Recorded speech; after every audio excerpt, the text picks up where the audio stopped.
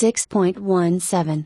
If the performance problem is due to a personal problem, how do I start talking about someone's personal life without appearing to be nosy or invading privacy?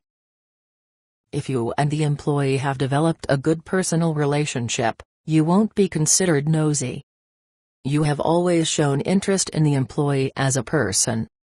All you have to do is to carry this further by commenting about the employee's obvious change in performance. If you don't have this kind of positive long-term relationship, talk about the job issue.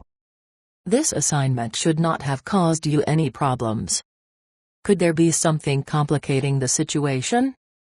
Out of this discussion, a personal problem may emerge. The assignment should be simple, but I just have been feeling depressed lately and can't focus.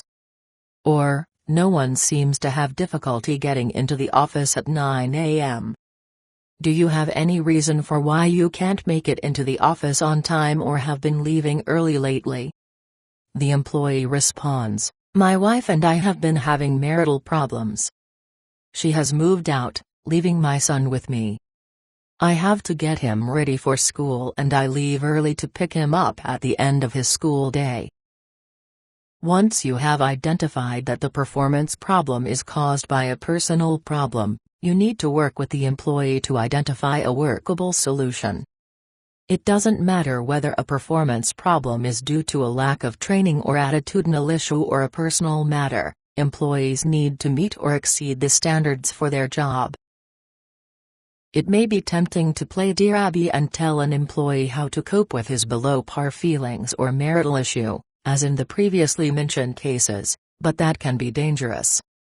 Giving advice beyond your expertise is too serious a matter for any manager, especially advice off the top of your head. Your role as a manager is to encourage the employee to think through his problem so he can make a decision. If common sense solutions aren't enough, you may want to suggest that the employee seek some professional assistance. For instance, in the cases above, a visit to the doctor may be the first step to find out why the first employee feels depressed. And there may be a family counseling service that can offer advice both with the marital problem and childcare. As the employee seeks outside help, it is important that you keep his or her confidence. Certainly other members of the work team shouldn't be told without the employee's consent. Problems should be taken seriously.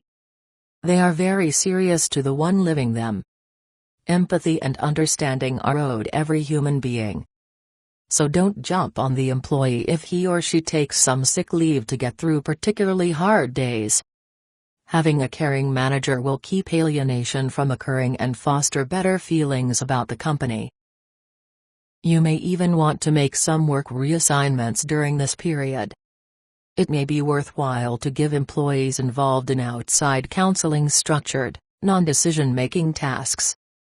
When that isn't possible, you should undertake joint decision-making for a period. Frequent follow-up and encouragement, not checking up, will help a troubled employee concentrate and be productive. This will require more attention from you, but your employee won't resent it if it is offered in a helpful, "let's get this done" way.